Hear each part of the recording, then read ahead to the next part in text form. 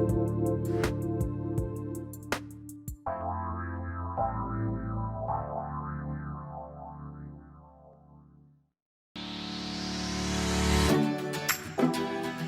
Coach Peggy Show, all things wellness with Coach Peggy Wellns. How many people in your life have told you you're half of this or half of that? Have you settled for less than being all? Well, no more. Welcome to the Coach Peggy Show. I am Coach Peggy, and I'm telling you we are about all things wellness. My mission is to clarify wellness is not just nutrition and fitness. This show is about all things wellness, and you deserve it.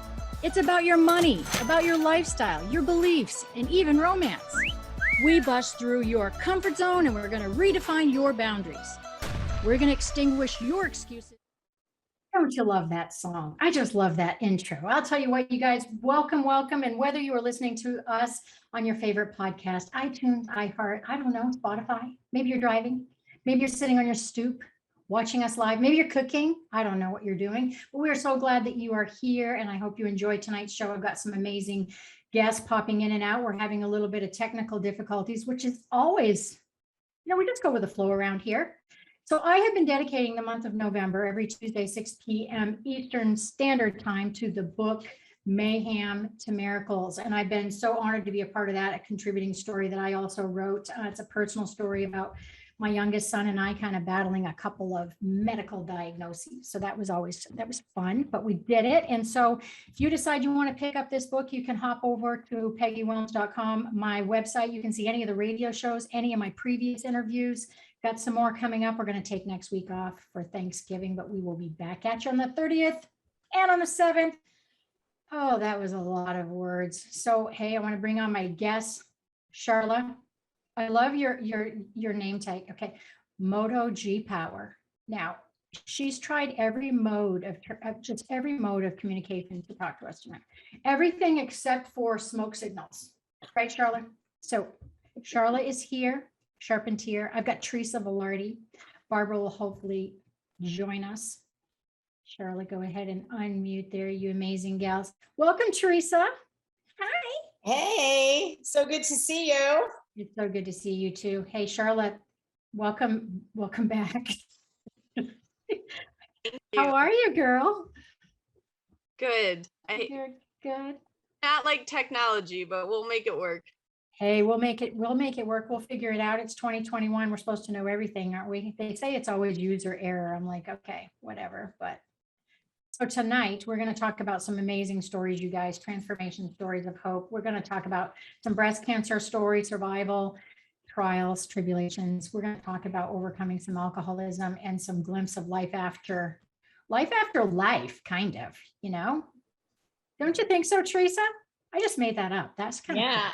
It is life after life because there is something beyond this, and I saw a little bit of it.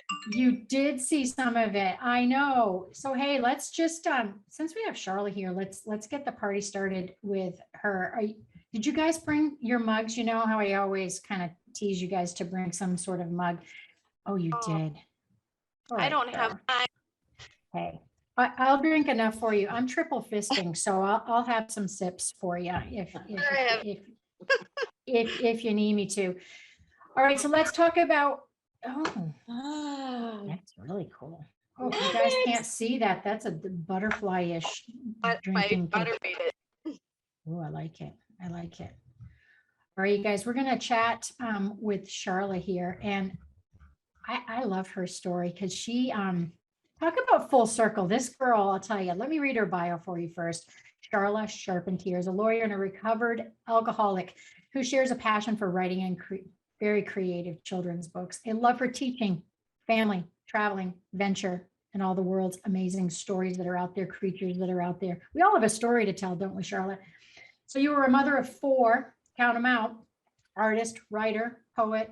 I'm going to keep going. She created the Love Llama character and co-authored the Love Llama and Friends series with her cousin Monica. Is it Kirkis? Your cousin? Kirkis. I didn't do too bad.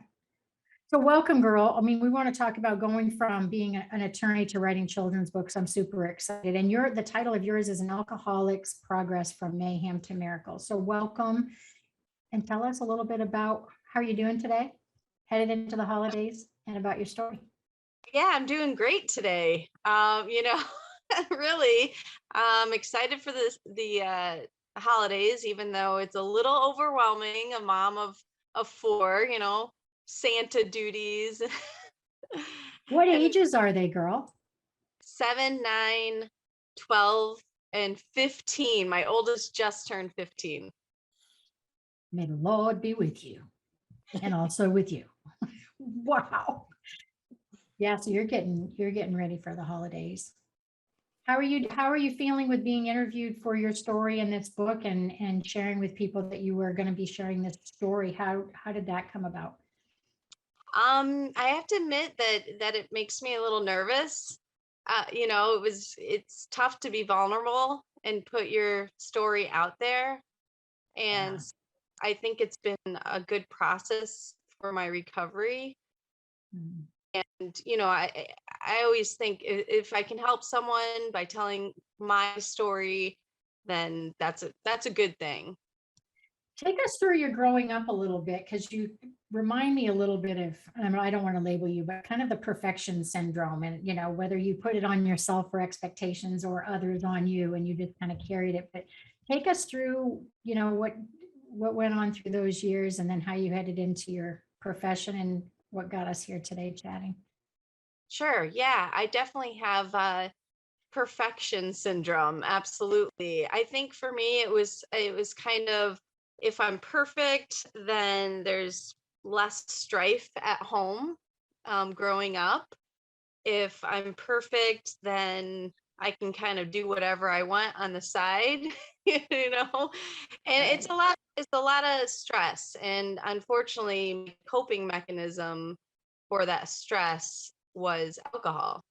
And then the same idea with perfectionism followed me through school, law school, being a mom, just putting so much pressure on myself. And it just continued to build, and the alcoholism continued to build. And it was, that was kind of my only coping mechanism. I didn't know any other until I found a 12-step recovery program, until I found my higher power. And now my life looks completely different. It's just a lot of miracles have happened in the last few years. Right. Absolutely. You've been through, you went ahead through college, you had a relationship, you had your 4 children, and then you went through a relationship, some learnings there, as we all do. And you talk about kind of a codependency type life, which makes sense. All of us are kind of an addict, not to the extreme level of street drugs and all of that, but whether you're workaholic or sexaholic or alcoholic, we all have some sort of level of addiction to certain things. But would you say that pleasing others or codependency, like how being a perfect mom got you to the place where you said one day, enough's enough of this? What was that day like? When it finally, it had been affecting my children. I didn't think so. I thought I was just hurting myself. When I could no longer deny that it was affecting my family, that's when I said that something has to be done. And it wasn't until I started the progression of recovery that I was able to switch that to, I need to do this for myself. Right. Right. How long has it been since you've been on this recovery path? I have not had a drink for over 3.5 years. Wow. Wow. That was after 25 years, of drinking. So I've been a coach over 30 years, and we know that, even if I help people transform and get some weight off, often they then take their coping skill to something else. They may become, gamble a lot or whatever. What is the biggest thing for you? Is it your writing? Is it your creative side, your right side of your brain that you allowed to kick in and be enough And because you went through the professional world too, very left brain, very high expectations, being an attorney. So how did you transition where writing your books brings you so much joy and you're making yourself happy, doing your own gig? Yeah, I think that I started looking at my inner authentic self, that inner child. And Mm. when I started thinking about that and started thinking, what do I actually want my life to look like? That's when the creativity, which I had as a child, kicked back in, and I said, well, there's no time like the present to make that part of my life happen. Right. Are your kids a part? Do you share your kind of your visions or your concepts with the kiddos, or do you get it down on paper and hand them the published book and say, what do you think, guys? What's that process for you with your writing and your children? They have absolutely been a part of the process. Yeah, they've given us feedback on the manuscript, feedback on the illustrations, feedback on this board game that I'm developing. And I mean, it's for children. So I feel like children feedback is probably the most important. Absolutely. So how are your family and friends? Like, are you still in the professional world? Are you still an active attorney? I am, as of the last 3 weeks ago, probably. I took a break. I mean, I had done it for so long, and when the pandemic gave me an opportunity to take a break from that, focus on my children. I mean, I had to be a teacher and a mom, and it also gave me the opportunity to go forward with the dream of writing these children's books. So for me, there's silver lining for the pandemic. But now it's kind of like, all right, I need to find a balance and do career Wow. type, lawyer gig again for who knows how long. Right. Nice balance. What else do you do other than, I know you're doing your 12-step program and I know you kicked in the right side of your brain. What are you doing for your own personal self-care? And, are you eating better or working on sleep, meditating? Are some of your personal practices that you could share with people that you're doing? It's still a challenge. It Okay. really is. But I will say that I prayer and meditation is a big part of my life, as well as sleeping. I really try to focus on sleeping and eating, and just those simple things. Exercise. I haven't been as good about that. That's always a struggle for me. But those things, it really matters. Absolutely. I And wrote a quote. I have a therapist. That's an important part of my life. Helps me with codependency. I look at it as it's just proactive. It's just having that outside objective feedback that because you can't see it yourself sometimes. Right. We miss some of our own red flags. I developed a course about a year ago called Go for the B, Break Up with Perfectionism and Win. And I've believed for a really long time, I would rather everybody in the realm of wellness try to get a grade B, C average over an extended period of time than go for the A like we do in school. And then you slide to an F, and then you work really hard for an A and you don't sleep and you pass the exam. It's the same thing with wellness. We come out of the gate and we're just like, oh my gosh, I'm going to meditate every day and I'm going to do this every day. And then we can't sustain and we break down and we slide right to a D and an F. So those baby steps that you're taking really matter. I'm really proud of you. It's kind of an every minute, every hour thing sometimes, isn't it? Yes, Yeah. saying that.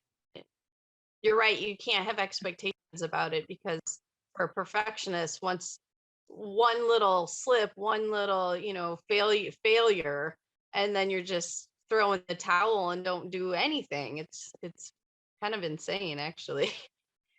Yeah. And most of the time we're doing it to ourselves. When we ask our family and friends, they're like, oh my gosh, we never had those expectations on you. It's interesting how, obviously somewhere along the way we felt that those were our standards. But yeah, I wanted to share that in the book, all the authors or many of the authors put in some words of wisdom. And I'd like to share yours. Is that okay? It doesn't, I'm going to do it anyways, girl. So just bear with me. So these are Sharla's words of wisdom. If I knew then that I was created perfectly and that by following my heart, I would always stay on the right path, the peace and joy I had as a child would have continued and there would have been no mayhem. I would have not used alcohol as a coping mechanism. I would not have listened to others at the expense of myself. And now that I have the wisdom that only comes by way of dealing with mayhem endured, I go to the lengths to preserve my sobriety, serenity, and spirituality. And my life is full of miracles. That's beautiful. That's I should have awesome. put perfectly imperfect. It's funny, we're talking about perfectionism and I put the word. I know I always say perfectly imperfect and imperfectly perfect because nobody's broken.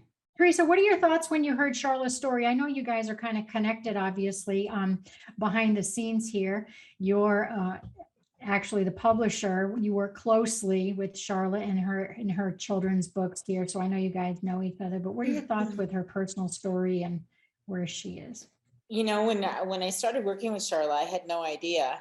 And when I had no idea what her history was. So, you know, and we don't necessarily walk into a room and say, hey, I'm Sharla, I'm blah, blah, blah, or I'm Teresa, I'm blah, blah, blah, you know, when you first meet people.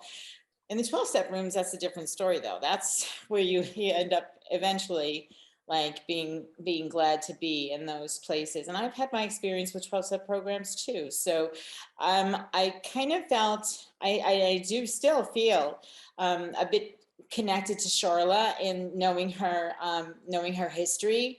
You know, we work together on a much different level, and it doesn't become part of the conversation. But when I read her story in Mayhem to Miracles, I was like, oh, okay, good for you. Like, I am so, like, the fact that you have, Sharla, the fact that you have 4 children through all of the mayhem that you lived through, and you raised your head above the mess, the mayhem, and have recognized the miracles in your life, and there are so many, that it just warms my heart, and I feel blessed to be a part of your journey, you know, and to be able to have the opportunity to work with you. You know, my issue is not alcohol. My issue is food, and I went into the 12-step rooms because I couldn't stop eating, and you know, and there are and I still struggle with that. It's different. You can't take, you know how they say, like, we can take the girl out of New York, but you can't take the New York out of the girl.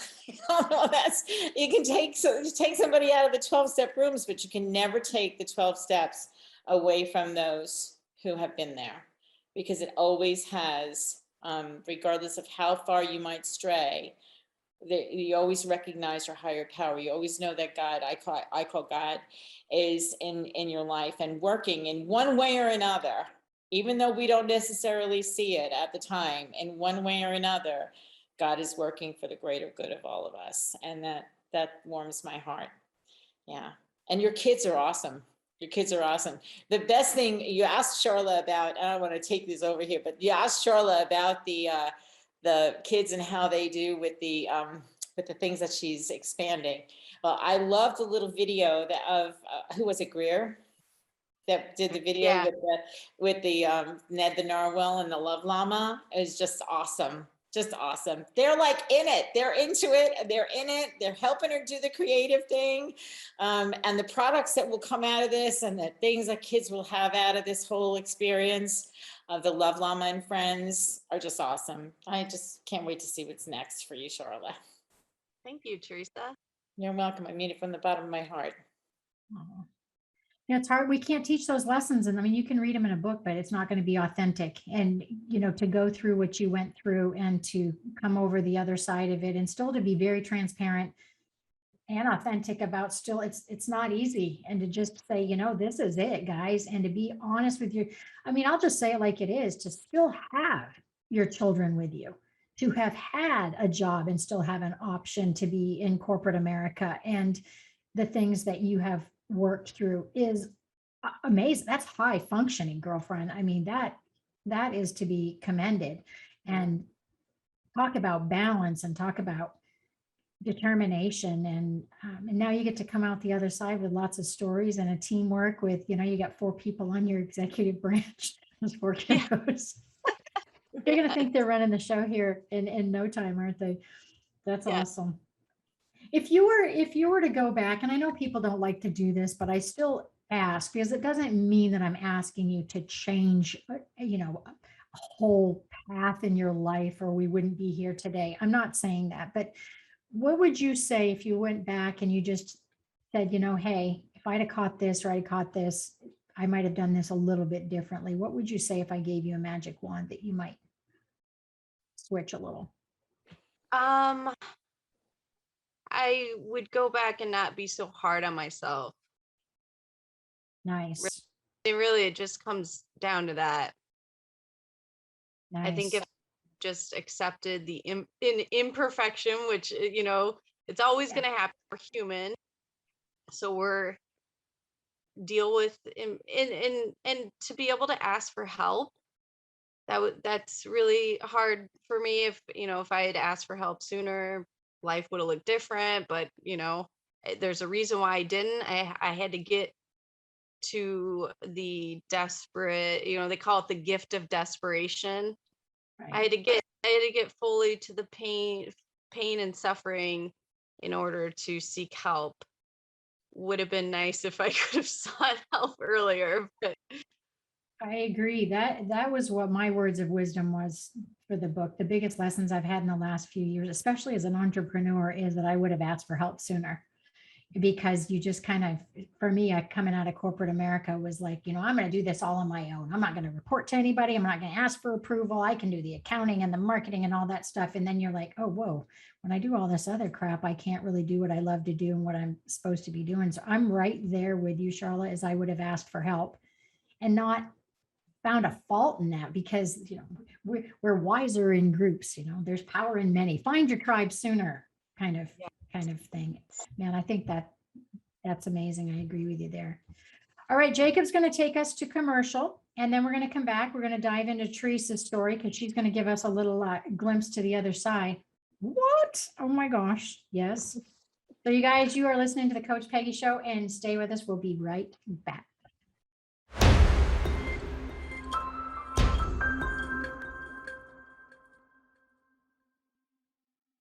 And we are back just like that. I don't know what you were doing during commercial. Were you getting chocolate chip cookies? I don't know. Maybe you were coming home with traffic in California. I don't know, but you're back. And Teresa's with us. We were just talking to Sharla about her story, and amazing story, and working through corporate America. Our lawyers out there. I love our lawyers. I'll tell you what, talk about a tough year with COVID in the last couple of years. Attorneys, I don't know if you guys know this out there, the statistics are true. That is one of the professions with the highest suicide rates, is law. And part of it is, it's funny, Sharla, we were talking about perfection syndrome, but a lot of it does lie within the construct of what people, you're going to be an attorney. I'm an attorney. And, with COVID kicking in and stuff like that, and people are at home and cutting their hours back and trying to deal with some of their, I don't want to say self-image, but their expectations and stuff. So it's been tough. So thank you. Charlotte's still here. And we got Teresa. You guys, Mayhem to Miracles is the book we're talking about. It's a compilation of 30 authors, 30 stories, very inspirational. You can grab that book anywhere, take it to the doctor's office, 30 stories, pick it up. I don't know if you're like me, you start reading at night, and then like 2 minutes later sleep. And then the next night you pick it up, and then you're on page 10 again. This does it, because you can actually get through a story, Peggy, before you go to sleep. It's a lovely thing. Yes, right? Yes. So, and it's a great gift for the holidays, honestly, because again, you're talking about 30 different stories, but the commonality is the transformation, battling the triumphs, coming out through the mayhem and all the miracles, whether it is, relationships or love or alcoholism, or we've had some amazing shows. So that's what we're here to talk about. And we've got Teresa who is coming up. Welcome, Teresa Velardi. How are you? I'm awesome. Coach Doing Peggy, how Coach are Peggy. you? I'm doing fantastic. Thank you for asking. I'm doing good. You like my little backdrop matching the cover of our book? I love it. I love know? it. I love the hot air balloons. And if anybody gets a chance, upstate New York in Glens Falls, they at the third weekend in September, they actually shut down the airport for an amazing hot air balloon festival. Tell it, sister. Tell it. I know. So everybody thinks it's Napa Valley. I don't even know really where it is. I have a bunch of these backdrops that I use, travel around with them, whether it's avocados or a gym, but I've kept this one up for a while doing these interviews. All right, Teresa's story is really cool. It's actually called A Little Glimpse of Heaven. And we're going to hear a little bit of a story about her close-knit family and her relationship with her mama. Let me read you her bio real quickly. Teresa Velardi is an author, speaker, publisher, and potter. Yes, she does some ghost, those pottery things, amazing pottery. She's committed to making a difference in other people's lives. She uses her gifts to help people get their stories told in books. Teresa is a publisher, you guys, and doing some amazing things. Frank Vicari, he has a book that's coming out. You guys did a book for him, right, Frank? Yes. Good old Frank was on my show one time. That's awesome. Welcome, Teresa. Thanks, Peggy. It's great to be here. I want to hear all about your story because, I have my mom passed a couple of months ago in August, and she passed away with severe MS. Happened gradually, but quickly. And I was reading your story. I read it when the book came out, and I was reading your story, and my mom hadn't passed away when I first read it. And then it came out and I was reading it and I was like, whoa, it is so similar to what literally happened with the experience I had with my mom in the last few hours. So take us away and explain to us kind of what your mom had and the experience that you had with her. Okay. So my mom was diagnosed with lung cancer back in the early 90s, I guess. And she had quite the journey. She lost her lung, one of her lungs, to cancer, was completely taken out. There's a whole story around that I don't think I told. The doctor who took that lung out, I went to her with all the appointments. My dad was so upset about the diagnosis that he really couldn't listen. So my mom would say to me, "Can you come with us?" And the surgeon that she was going to that would take her lung out said to me, "I know you." And I was like, "My sister works in the hospital. Maybe she looks very much like me. Maybe it's because you know her." He said, "No, I know you." And I was like, "Okay, I believe you. I believe you." And so after the surgery was done, he came to me and he said these words. He took me by the hands. He said, "We thought it was only in one lobe, and it had metastasized to the other lobe, and it actually was been part of the pericardium, which is the tissue around the heart." He said another surgeon would have closed her up. He said, and these are his exact words, "And then," looked me straight in the eyes, "then I remembered what I was supposed to do. And I got it all. And she's going to be fine." And I was like, if that wasn't a God moment, I don't know what was. That man was put in my life to save my mother's life all those years ago. Fast track forward, she did have metastasis to the other lung. They took a part of that out, and then lo and behold, it had metastasized to various parts of her body. So my story in this book begins actually several days before she passed away. And she had been, a couple months before that, she had told me she was done with treatment. She didn't want to have treatment anymore. And so I live in Pennsylvania. She lived on Long Island. I grew up on Long Island, and I was about 3 hours away. And when I realized it was time for hospice to come in, I left here and went there. I was supposed to spend 3 days to get everything set up. I had all the appointments arranged and whatnot. And she was gone in the time that I went there. But the transition going from this life to the next held a vision that I will never forget. But my family was like, they were, well, we should get her more treatment. We should do this. We should do that. And so she sat me down and she said to me, Teresa, I'm tired. And she was my best friend, my mom.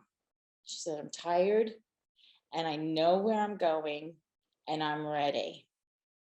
And she said to me, please do your best to keep the family together. And with that, I rolled my eyes. She looked Good at luck, me. sister. She said, I said, Mom, she said, I know. I have a sister who's a huge challenge. And so she said, I'll tell you what, you work on her from this side and I'll work on her from the other side. I was like, that's so cool. All right, Mom, we got a deal. So, and that was like 3 days before. And so she had a list of people she wanted to talk to and she wanted to say her goodbyes to, and she wanted to think, and I did my best to get everybody there. And 2 nights before, my sister-in-law had just had major surgery, and they live upstate New York. It was a 5-hour drive, and the doctor was deciding whether or not my sister-in-law was going to be able to travel. And we got word that they were on their way the following morning. And so that night before they arrived, I'm sitting in her room and we're having a conversation. We're just talking.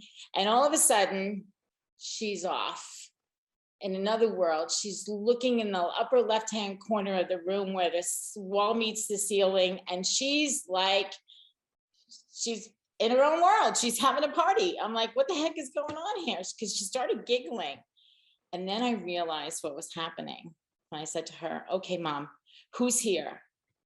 And she turned and she looked at me and she named every single one of my deceased relatives, from my father to my great grandmother, on both sides of the family, mostly on her side of the family.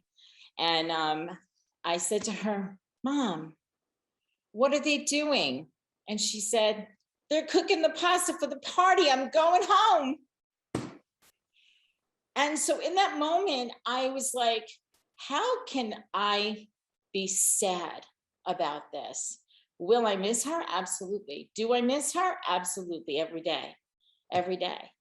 But that minute that she told me that, in my mind, I was transported to back when I was a little kid and we were having Sunday dinner at either my grandmother's house next door, my house, or my Aunt Rose around the block. And we were having dinner with all of our family. And then after dinner was over, they both had extra kitchens in their house. I don't know what it is with these Italian women, but 2 kitchens in the house. The party happened in one kitchen upstairs. And then when the guys were then, the booze comes out and the cigars and the cards and everything else. And I'm a little kid and I'm now going with my mother and my grandmother and my aunt and my great grandmother downstairs to the other kitchen and making the pasta for the next week's dinner. So when she said they're cooking the pasta for the party, I was in the kitchen with I'm in my mind, I am in the kitchen with all my relatives making pasta and loving every minute of it.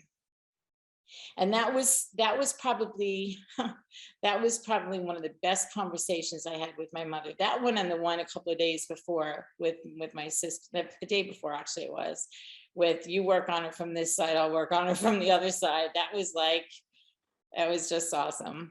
So yeah. I love that you, first of all, I really appreciated the fact that she wanted to get together the people that she wanted to share stories or say goodbye or whatever. I mean, she had a process. She had it laid out, like, help me do this. And then secondly, kudos to you that you did do that. What I love about your story is the conversation that you guys had with each other and reminiscing and talking about the stories. I mean, luckily her mind was with you and you were able to do some of that. And towards the end, it's always hard because we try to keep them comfortable and sometimes we can't have those intellectual type conversations. So you did a really good job of having those. Your wisdom in the book says that if I knew what I know now, I would spend more time with my loved ones. When I was younger, I would never have imagined what life would be like with those who were so dear to me living so far away. I grew up in a close-knit neighborhood, and as we moved away, to our individual lives and new beginnings, the intentions to go back home was there, but the ability to do so always wasn't. I would spend more time with people I love and forgive those who couldn't or wouldn't be there. Isn't that amazing that we do when somebody passes, we're just like, it's like a wake up call and kind of smacks us and we go, are you, my trick question here is, did it really, because sometimes when we're in that moment, we really have that sincerity and we're like, that's it. I'm going to go back and I'm going to spend time with family on once a month or whatever. Has that steered you to make more choices to spend time with family and friends? Yes, it has. As a matter of fact, I'm about to lose my mind when I tell you that I'm probably going to have 20 people in my house for Thanksgiving. Wow. Oh my goodness. So Yeah. My son, here's the thing, you get busy, you're away. I mean, I'm 3 hours from Long Island. My niece is in Virginia. My brother is upstate New York. My 2 sisters are on the island. My nieces, they're like all over the place. And Right. so my son, you know what really prompted me to more than anything, my son came to me one day and he said to me, Mom, I feel like an orphan. I was like, what are you talking about? He said, you're my only family. I don't feel like I have family because we never see each other. And so that really put a dart in my heart, so to speak, because right. I was like, well, let's do this. We'll do Thanksgiving. And so Thanksgiving was supposed to happen last year with COVID, only my son and his girlfriend got COVID. My brother was in the hospital he has chronic COPD. He was in the hospital, so it never happened. And God bless my niece. She called me a few weeks ago and she said, Auntie, we didn't have it last year. Can we do Thanksgiving this year? And of course I said, yes. She said, where are we going to have it? I said, we'll figure it out. Good. So they are about to all come to my house for Thanksgiving dinner. And I'm looking forward to it. And I'm hoping, and the last of my niece with her 2 boys is coming into town. My one sister is ill and she can't make it. And my other sister works in retail, but my brother will be here. His kids will be here. My nieces will be here. Of course, my son. And I'm excited to have them. And yes, every chance I get to spend time. And I was better at going home before my mom passed away because she was the driving force. Right. She was the driving force. And she wanted to, when I got back there to set up the hospice and everything, she said, let's go to Foxwoods. I want to play bingo. I want to play high stakes bingo. Let's go to Foxwoods. I'm like, Mom, really?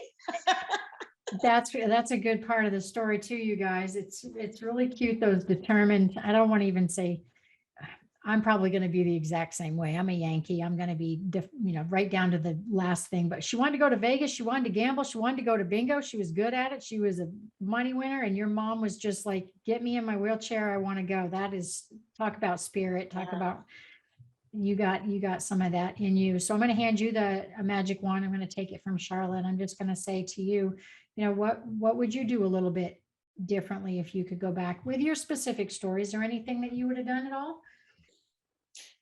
In relationship to my mom, no. In relationship to my siblings, I think that, we all grow into the people that we were meant to be, but we don't necessarily have to disconnect the way that some of us do, and I would have although I made great effort to keep the family together, and felt really guilty when some of them weren't playing the game the way that Mom wanted it to be played. But at the same time, it's like I have to recognize that they are individuals, they have their own life and whatnot. And it's their choice as well as mine as to whether or not they want to be together or not. That's right. Sharla, what were your thoughts with Teresa's story? What did you feel?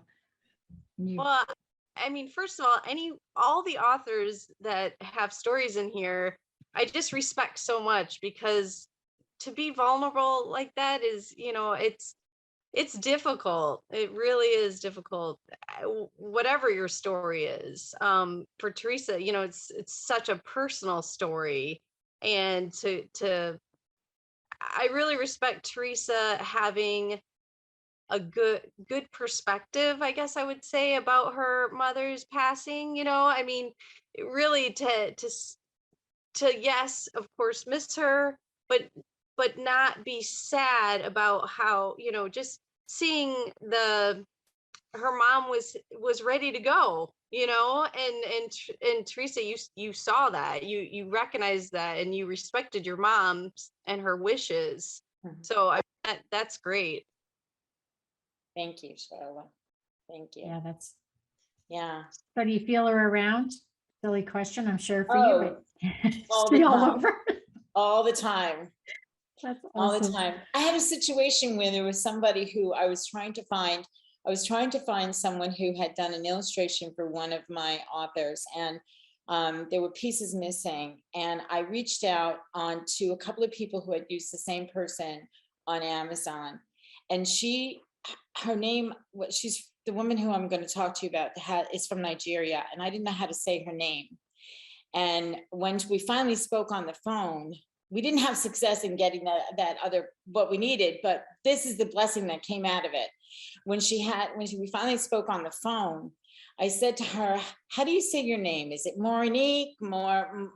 Tell me how you say your name." And she said, "Moreniki." And I was like, "Oh, can you say that again?" Because I got chills, and I get chills every time I tell this story. Moreniki. And I'm like, "Really?" And she said, "Why is that such?" I said, "My mother's maiden name was Reniki." Oh, that's cool. So it was like my mom had put me together with this person, and just reminded me that no matter where I am, no matter what I'm doing, no matter who I'm talking to, somehow, some way, she's always there, always. Connected. Yeah. That's awesome. Good job. Yeah. Charlotte, I have a quick question for you, Charlotte. Tell us about your business or future, how people can find you, what your upcoming books are, what's in your path right now? Well, since we have a series, it's an 8-book series, and we're hoping to get the 3rd book out, Bob the Sloth Explores South America. I mean, fingers crossed, the spring. Teresa knows how long it can take. So, hopefully we can make that happen. We have the story pretty much ready to go, and kind of just getting our vision of the illustrations ready. But yeah, so we have our website, www.thelovelamaandfriends.com. 2 L's for love, just like our Gmail. Everything, it's 2 L's for love, just like it's 2 L's for llama. That's important to know. Yes. But yeah, we just published the 2nd book in the summer, Ned the Narwhal Voyages the 5 Oceans. So as you can tell by the titles, we're just really focusing on educating the children, not, of course, fun stories that are beautiful illustrations, but also, hey guys, let's learn some geography, let's learn social emotional learning, which, there's a deficit after the pandemic with kids not having that socialization going on. So and who doesn't want to read and talk about animals? Right? I Right. know, I'm really proud of you to be sparking into that right brain and trying to balance work, balance the kids, balance self-care and self-love, and be creative. I mean, that's a lot in the toy box to be playing with. So you better take care of yourself, or I'm going to get in my car. I'll come find you. You better take care of yourself. You ask Teresa, you don't want me to come find you, girl. I'll tell you, I'll take care of you. Yeah, self-care has to come first. I That's right. remind myself of that constantly. I'll think about you, Coach Peggy, when I got your back. Teresa, what's in the forefront for you? Where can people find you? So where can they find me? teresavelardi.com, conversations@makeadifference.com. You can find me at bookendeavors.com, where you will see Sharla and Monica's 2 books there as well. And soon to come, dun, dun, dun, dun, something so from excited, our you guys. illustrious coach over here. Yeah. Yeah. I was going to So- announce that tonight, actually. What? I was actually going to give a little insight into that little book series that I'm going to be doing with my. Well, let me not steal your You know? thunder, girl. Oh, hey, just snap, crackle, pop away. I wasn't meaning to. We're coming back to you. So Tanner, my 27-year-old, and I are going to be writing multiple series books, and it is so amazing. It's going to be teaching lessons, and the series are going to be called Tanner's Tales, Tales, and it's going to be about truth and accountability and love and emotion and support. A mother's view with Tanner's take on it. Like, Mom, that's not really what the story was about. So it's going to be just a mother-son thing. I'm super excited. And I've got a compilation book coming out with Dr. Marcus Vetstein that we're going to be putting together some authors and working through some all things wellness type stuff there. Super excited about that. But Teresa, what are you going to be doing personally or professionally in the next couple of months? So I am actually going to be compiling a bunch of the stories that I've done in compilation books, and there are many, many, many of them, into my own book with some of the stories that have been out there in various places, books, magazines, so forth. And I also I'm working on a book that uses the pottery as an illustration for transformation, because you start out with just clay, a lump of clay, and in the end you end up in a gallery somewhere. So that's coming too. So that I believe that God gave me that message a long time ago, because I didn't know that I knew how to. I came with that gift. We all come with these gifts. I believe Sharla came with a gift of illustration in her. She created all the characters for the books that are out there and the books that are coming. When the first time I touched clay, my teacher said to me, "You've done this before." And I'm like, well, not in this lifetime. But it was there. We come with these gifts, and it's our job, I believe, to use those gifts to make the world a better place. And Charlotte's doing that through her books. You're doing that through what you do. I'm doing that through what I do, and also helping other people get their stories told in books. I mean, I even had a 10-year-old publish a story, publish a book. So amazing. I think that's the biggest lesson in doing these. Most of my radio shows I do have a lot of authors on, and my business is all things wellness. So 24 spokes of the wellness wheel. So it doesn't matter whether it's finance or we're talking organization, exercise, integrity, whatever. So, but the majority of my guests either have a story to tell, which we all have stories to tell, or they're authors. And last year I did Crappy to Happy series and had multiple authors on. And then this year is obviously Mayhem to Miracles. But you guys, if you do not think you're an author, do not think that you're not an author. You have a story to tell, and the way that you tell it, and the voice that you tell it, and the way you put pen to paper is so important. And everybody has a lesson. It does not matter what your story is, your transformation. You could be in the middle of it, in the very, very middle of it. And it could be 5 stories that you're going to end up telling, or 5 books that you're going to tell. But we have to share our stories. We have to be transparent now more than ever. Take advantage of social media, take advantage of the airwaves, become more one than not. We're so much alike, believe it or not. And we've got to tell some stories. We've got to give it a platform for mental health to be discussed instead of just saying we're discussing it. Right, Sharla? We've got to beat this perfection syndrome, take some pressure off ourselves, love ourselves, and not look at it as selfish. Self-love and self-care is not selfish. I'm Gen X, and I've got to that's kind of how we grew up. It's like, get up, go to work, shut your mouth, do a perfect job. Like, what are you talking about? You need a day off, or you're not feeling good, or you just kept going. And we've got to teach our kiddos. We got to do a better job at that. All right, you guys, anything else that you want to share with anybody? Any calls to action? Anywhere else we can find your amazing brilliance? I think I want to say too that, you know, you talk about what you're about telling the stories, you're also leaving a legacy for your children. I mean, when I think about, Absolutely. you know, how involved Charla's kids are in putting together, you know, the characters and the stories and whatever, that's your legacy, Sharla. That's your kids' Absolutely. legacy as well. You know, I mean, they had their hands in that, and they will remember they helped their mama do this work, you know, so yeah, it's all good stuff.